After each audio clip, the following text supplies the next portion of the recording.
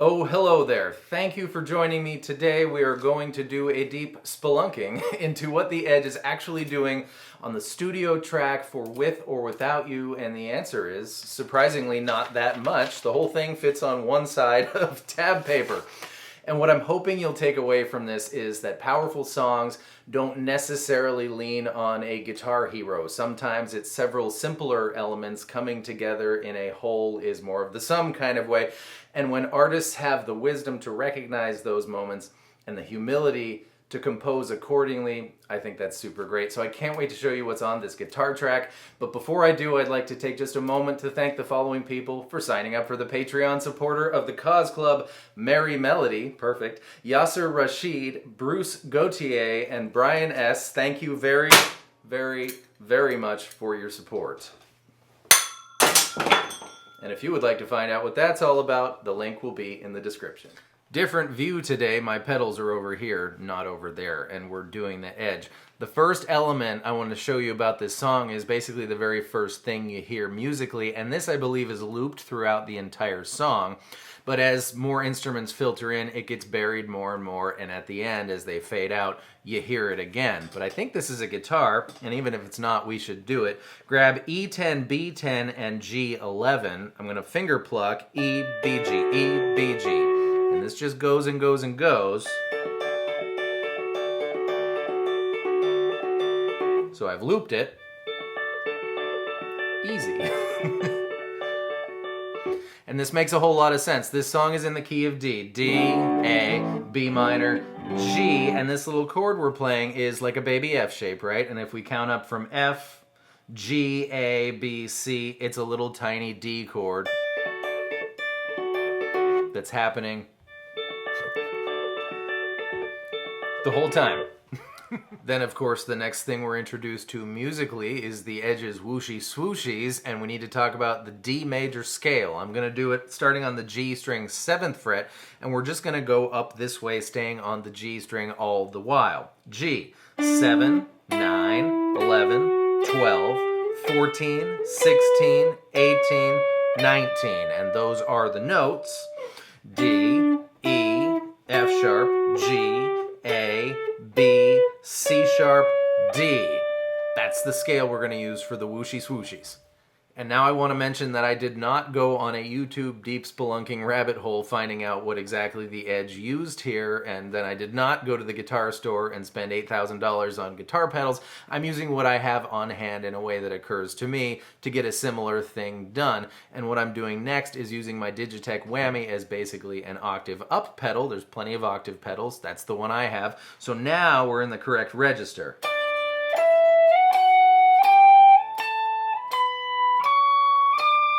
Then I'm going to take my ebow to make it sound more whooshy and swooshy, and now we have...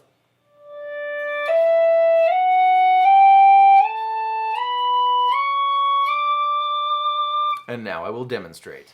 And the idea is documenting every single note he played every single which way is a fool's errand, because he would never do it the same way twice, but he is using that scale. So as long as we select from those notes, it's going to sound great. Here.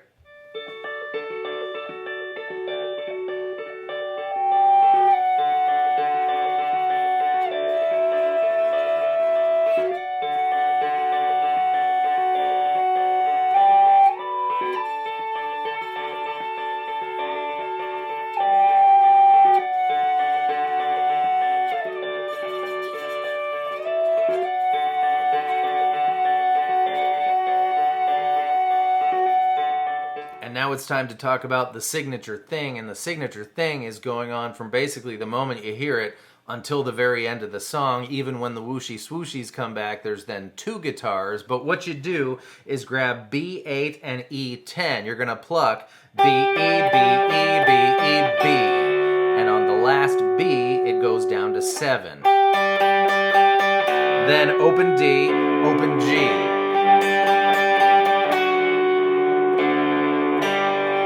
And let's talk about delay pedals. I put one delay pedal through another delay pedal, so the one delay pedal would fire and the second delay pedal would delay the other delay pedal, leading to not just a normal rhythm, but rather something more like this.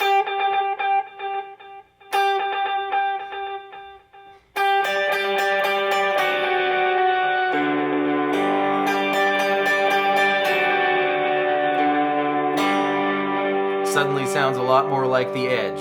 That's the signature thing. Sometimes, instead of open D, open G, he replaced those with harmonics on B and G7. So,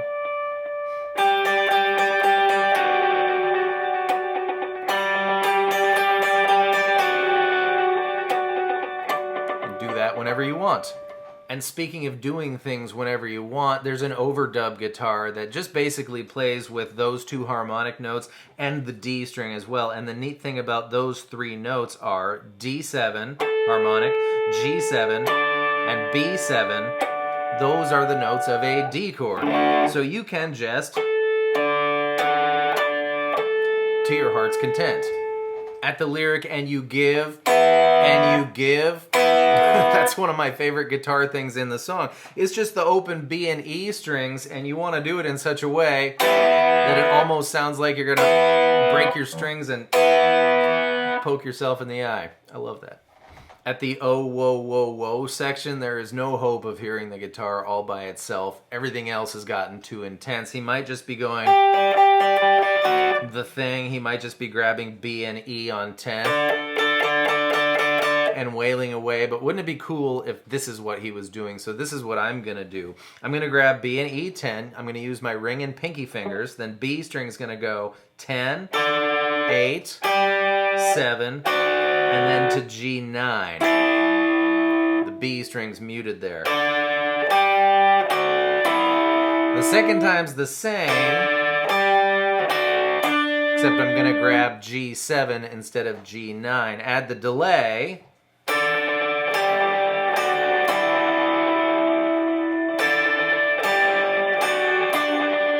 And that's a great thing to do there.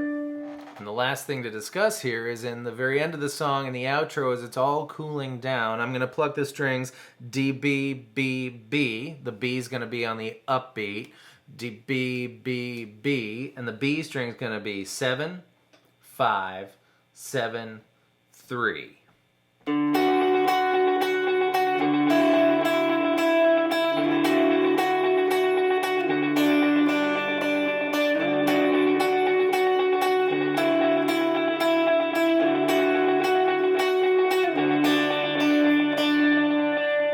All day. And I can't believe it, but that's all I have to say about that. You'd think there's so much more, but there's not. Again, wisdom and humility. I love it. Thanks for watching to the end. I want to show you something. It is the tiniest kitten in the entire world. We found this little stray. He had his eyes glommed shut. He had an infection. Today is Wednesday. This was Sunday, and we took him to the vet. The vet says he's 6 weeks old, and had we not done what we did, he'd definitely be blind and probably be dead. So I just want to express my gratitude to those of you on my Patreon, or if you're not interested in my Patreon, all of you who just watch my videos, because I know people who have cats know that you don't have to try to get a cat. They just kind of show up sometimes. And you supporting my life and my work also helps do stuff like this sometimes. So thank you very much for being here. I appreciate you. I hope that was fun and helpful. And Jarvis and I will see you next time with more stuff. Goodbye.